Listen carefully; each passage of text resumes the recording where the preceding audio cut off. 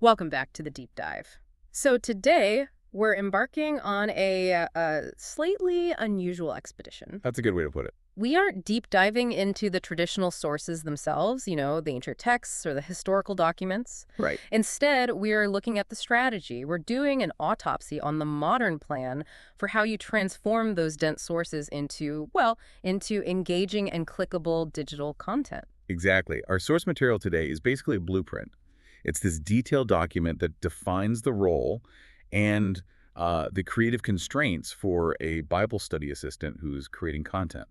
So we're analyzing the formula designed to bridge that huge gap between deep academic research and, the attention economy of YouTube or TikTok. That's it. And our mission for you, the learner, Mm. is to really understand this process step by step. It's almost a masterclass in synthesis. We're going to trace the path from the raw material, which could be these heavy commentaries or obscure passages, all the way to a final product that drives, massive curiosity. And does it while trying to keep the core idea intact. Yeah. The goal here is just fascinating because it's so audience-driven. It's looking for the perfect way to make sure a modern, non-expert audience Right. doesn't just click, Right. but actually absorbs the knowledge Right. quickly, thoroughly, so you feel well-informed without ever feeling overwhelmed. The ultimate shortcut to specialized knowledge. Basically, yeah. Okay, let's unpack this then. The foundation of this whole strategy, step one, is filtration. hmm So the creator is faced with this mountain of sources, pages of notes, historical context, complex scripture, and the first strategic mandate is, it's brutal. It is. The job is not to summarize everything. It's to find the single, most compelling nugget. And that nugget is defined by novelty, right? The strategy document explicitly says to find the most surprising, misunderstood, or rarely discussed insight. Yeah, and what's so fascinating there is that they actively discourage just repeating the well-known narratives. The value is entirely in the counter-expectation and novelty. It forces the creator to dig way beyond the surface. So if the point is common knowledge, it fails the first test. I mean, I can see the difficulty right away. Oh, absolutely. Let's say you're looking at the story of David and Goliath, a story literally everyone knows. The common idea is, the underdog wins. Right. Triumph of the little guy. If that's your conclusion, you don't have digital content, you're done. Exactly. The strategy demands a new angle. So maybe the surprising insight isn't about David's faith, but about the military technology of the Philistines. Oh, interesting. Maybe the commentary reveals that this specific armor mentioned suggests a mercenary class. And the real surprise is that Goliath wasn't just a giant. He represented a kind of technological superiority that Israel had no answer for. So the insight becomes, wait, Goliath wasn't just big. He was wearing the equivalent of an M1 Abrams tank, and David was holding a sling. Precisely. That instantly creates tension. It completely reframes a story everyone thinks they know using specialized expert information.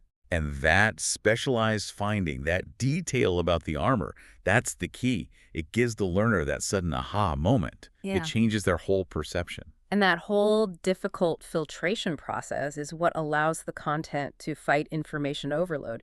You're giving the audience the distilled payoff immediately. Yes. This then leads right into the second big challenge, communication. Right. Once you have that surprising insight, say Goliath's technological superiority, you have to explain it clearly and simply. The mandate specifically targets a modern audience with little Bible background. So no jargon. No jargon, no assumed context. This is where synthesis becomes an art form. It really is. It forces the creator to translate this, highly technical historical information into something anyone can understand, using modern analogies if you have to. You have to respect the source, but prioritize the listener's immediate understanding. It's the difference between just reading a technical passage from a commentary versus framing it as a human drama that's easy to grasp. So it's a balance. The insight has to be profound enough to be revolutionary, but the explanation simple enough to be non-overwhelming. And that combination guarantees that every second the listener invests is worthwhile. It creates a high return on their attention. Okay, this is where it gets really interesting for me. Moving from finding the insight to packaging it.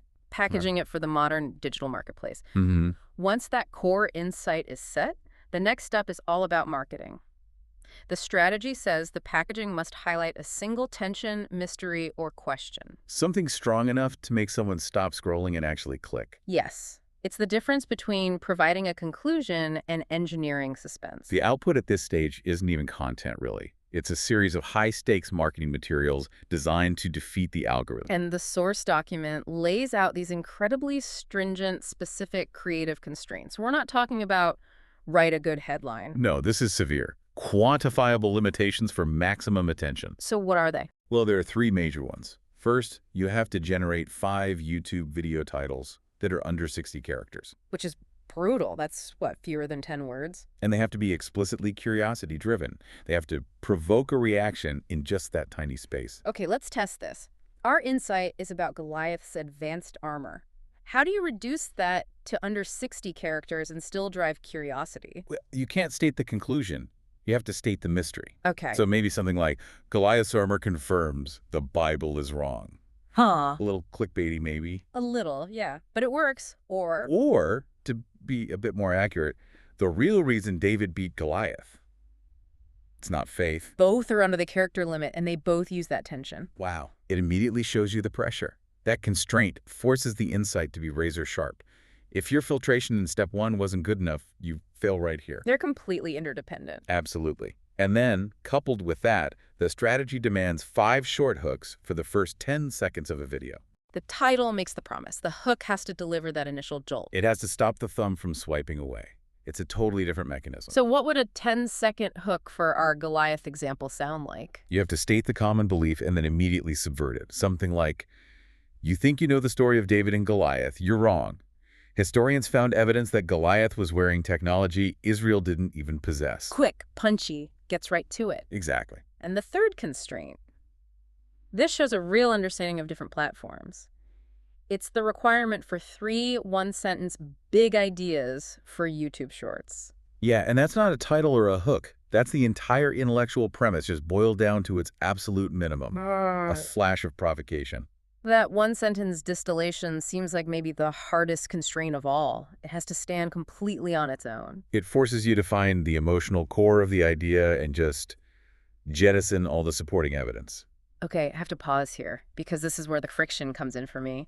We've been praising this rigorous process, but there's a risk. yeah, if the strategy requires you to reduce immense complexity into a single curiosity-driven sentence, aren't you just guaranteeing that you sacrifice necessary nuance for a click? That is the fundamental tension of all modern content creation. It is. And this strategy, it accepts that risk Why? because it assumes that digital success is based on speed and immediate payoff. If the content never gets consumed, the knowledge transfer is zero. The strategy is betting that the shocking revelation can draw you in, and then the longer content can restore some of that nuance. So the one-sentence idea is just the key to open the door. The simplest key possible. It forces creators to think like headline writers. What is the absolute minimum I need to say to maximize curiosity? And the answer, according to this, is almost always a question or a mystery, never a resolution. Precisely.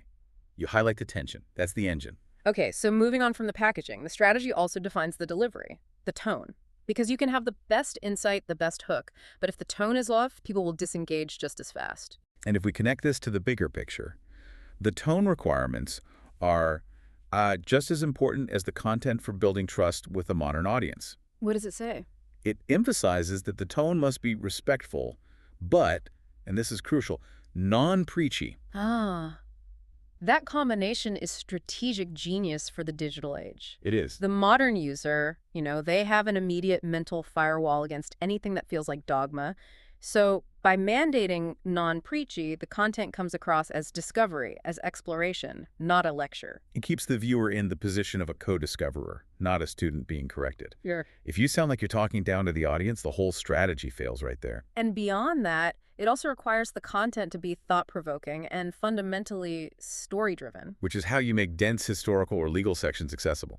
You shift the focus. Instead of analyzing a law, you analyze the human drama, the consequences of breaking that law and the people involved. You focus on the personal stakes. Exactly. That makes it universally relatable. Human emotion is the common denominator.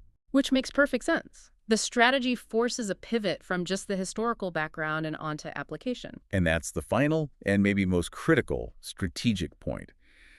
The focus has to shift away from just, this is what happened 3,000 years ago, and onto why this matters today. That's the ultimate payoff for you, the learner. You get drawn in with a surprising historical detail, but you stay because it shows you how that ancient idea changes how you view, say, risk or debt in your modern life. Absolutely. The strategy demands that you bridge the ancient text with contemporary life. If the content stays purely academic, it might interest scholars, but it fails the general audience that's looking for that quick, transformative knowledge. So let's synthesize this whole thing. We've unpacked the entire strategic blueprint. You start with these dense, complex sources. That material gets put through a rigorous filtration demanding you find the single most surprising element. Right. The counter-narrative. That discovery then gets simplified for a general public, and finally, it's packaged using these strict, quantifiable, curiosity-driven constraints. The sub-60 character titles, the 10-second hooks, the one-sentence ideas. It's a highly disciplined, formalized methodology. It's a structure that forces extreme clarity. It does. It ensures the learner gains real knowledge quickly without feeling overwhelmed. It's a successful model for creating that intellectual friction that pulls people into subjects they might otherwise just ignore. It really proves that creative limitations, they often breed the most effective communication. You're forced to be laser focused. Indeed. But this reliance on rapid reduction, on extreme simplification, Yeah. it brings us back to that ethical tension we touched on. Right. And that's the final thought we want to leave with you. The strategy is successful because it reduces complexity to fit these modern digital formats. So, for you, the listener, to consider, we saw how effective that one-sentence summary is for grabbing attention. But can the depth and the necessary intellectual nuance of any truly complex source material, be it history or philosophy or these ancient texts, can it be successfully captured and conveyed in a single curiosity-driven sentence without losing some essential necessary element of truth or context? That's the trade-off, isn't it? The cost of efficiency might just be subtlety. Something to think about the next time a title stops you in your tracks. Until next time.